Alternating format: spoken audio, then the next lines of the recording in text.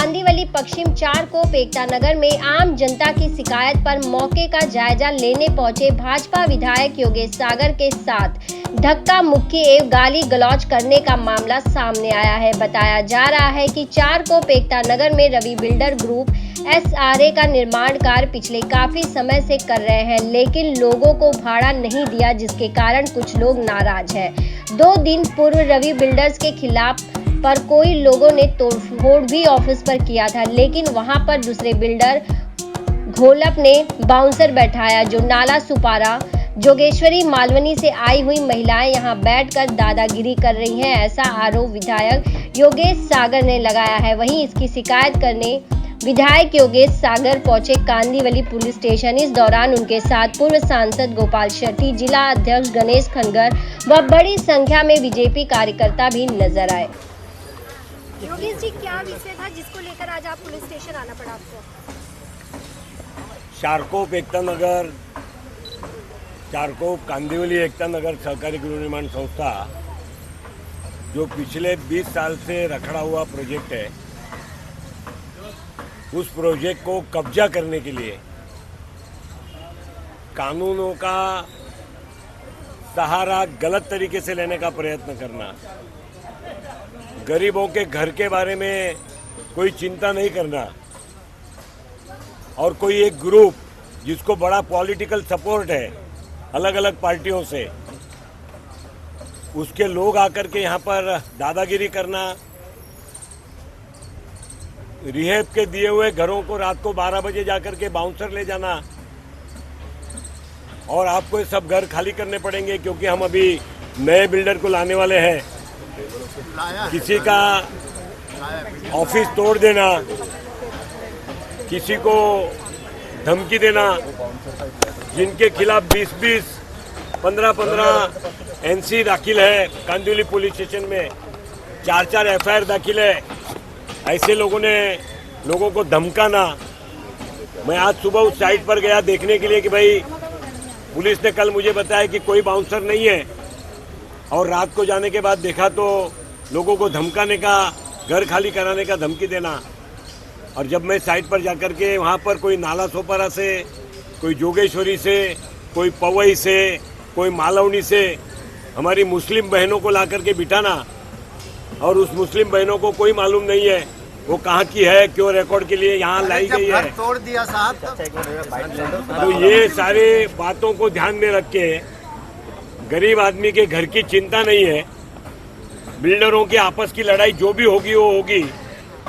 जिनको घर मिले हैं ऐसे लोगों को घर में जाकर के धमकी देना, ये कार्य को किसी ने रोकना चाहिए। इसलिए मैं वहाँ पर, हमारी ऑफिस है, मैं मंगलवार को उस ऑफिस में गार्डन में बैठता हूँ, पृथ्वीराज चौहान गार्डन में, वहाँ लोग आए, उससे 50 कदम पर वो साइट है, मैं देखने के लिए गया तो मेरे आंख पर के उठ पर के आना, धक्का मुक्की करना, गाली गलौज करना, ये सब ठीक नहीं है। वहाँ पुलिस की हाजिरी में ऑफिस तोड़ी गई, पुलिस की हाजिरी में लोगों को गाड़ी में परसों बिठाया गया, लेकिन वो कोई व्यक्ति रिकॉर्ड पे नहीं है। CCTV कैमरे तोड़े गए, उसका DVR है वो पुलिस के पास है, आज 48 घंटे हो गए, उस पर कोई कार्रवाई नहीं। तो ये पुलिस की भी मिली भगत है कि क्या? ये सारी बातों के लिए लोगों के अंदर उश्केराट था, उसके लिए हम पुलिस स्टेशन आए थे। जिनके खिलाफ बार बार कंप्लेंट है, जिनके खिलाफ काम नहीं करने देने के लिए लोगों के ऊपर प्रेशर है, और जो बिल्डर ने भाड़ा नहीं दिया है उसके खिलाफ भी कार्रवाई होनी चाहिए।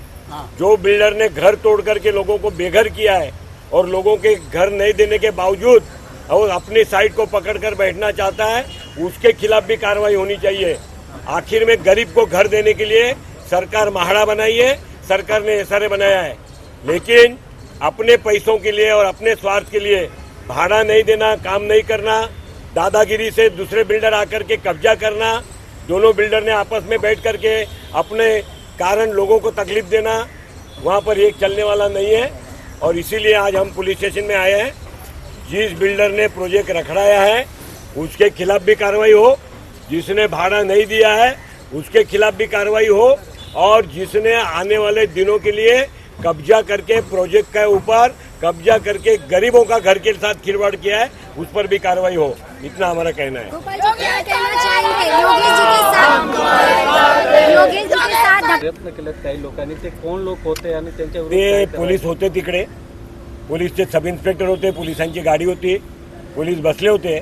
त्या ज्या महिला तिकडे बसल्या होत्या 7-8-10च्या संख्येमध्ये, त्यांचे फोटोग्राफ्स आहेत, त्यांचे व्हिडिओ काढलेत. त्यांना मी विचारत होतो की ताई तुम्ही कुठून आल्यात, तुम्ही कशाला आल्यात, तुमचं काय काम आहे इकडे, ताई तुम्ही कुठे राहतात. एक म्हणाले मी नालासोपारा राहते. दुसऱ्या ताईने विचारला कुठे राहतात, ताई म्हणे पवईला राहते. तिसऱ्या ताईने विचारला कुठे राहतात, म्हणे जोगेश्वरीला. चौथ्यानं विचारलं ते म्हणे मालवणीला. अशा जर ताई सगळ्या नालवणी, जोगेश्वरी, पवई, आणि नालासोपारावरनं येऊन असे जर इकडे हे करणार असेल बाउन्सरगिरी, तर हे चालणार नाही. हा कायद्याचा राज्य चालणार आहे, हा कोणाचा दादागिरीचा राज्य चालणार नाही. कुठल्याही पक्षाचे नेत्यांचे नातेवाईक आहात म्हणून काही करायचं हे इकडे कांदिवलीमध्ये किंवा महाराष्ट्रात माननीय मुख्यमंत्री आणि गृहमंत्री देवेंद्र फडणवीसजी बिलकुल खपून घेणार नाही आणि भारतीय जनता पक्षाचे लोकही खपून घेणार नाही. सामान्य माणसांवर रात्री जाऊन तुमचे घर खाली करा. हा सोसायटीचा सेक्रेटरी मी नाव घेतलेला, तिकडे जाऊन सांगतो रात्रीचा की तुम्हाला आता घर खाली करावं लागेल. हे बरोबर नाही आहे. घर खाली करावं लागेल रात्री 11 वाजता जाऊन. त्याची पोलिसांनी सहनिशा केली पाहिजे. अशा व्यक्तीला ताब्यात घेतलं पाहिजे, त्याच्या विरोधात गुन्हा दाखल केला पाहिजे. ठीक आहे. आप पुलिस स्टेशन पहुंचे थे, क्या कुछ वहाँ अंदर बातचीत हुई और किस तरह की कार्रवाई की जाएगी?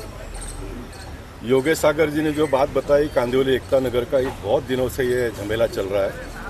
ये पूरे झमेले में कांदिवली पुलिस स्टेशन की जो भूमिका है वो भूमिका संदिग्ध है. 25 NC हुआ है, 4 FIR हुआ है, कोर्ट में केसेस शुरू है. कोर्ट के आदेश के विपरीत ये सारा काम हो रहा है. योगेश भाई सागर जी ने जो बताया कि जो कब्जा जिस प्रकार से लिया जाता है, बाउंसर बिठाए जाते हैं.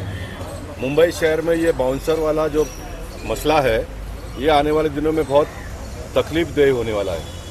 ये तकलीफदेह लोगों के लिए भी हो सकता है, ये सरदर्द पुलिस के लिए भी हो सकता है और ये बाउंसर के लिए भी तकलीफदायी हो सकता है, क्योंकि पब्लिक जो क्राई, ह्यूमन क्राई जब हो जाता है तो फिर अच्छे ठिकाने पे लग जाते हैं.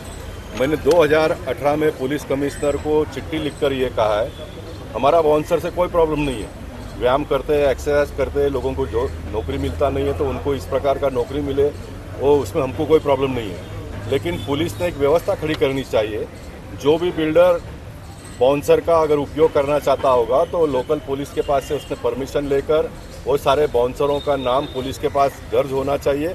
इस प्रकार की एक व्यवस्था होनी चाहिए. ये हमने ऑलरेडी एक जनप्रतिनिधि के नाते लिखा हुआ है.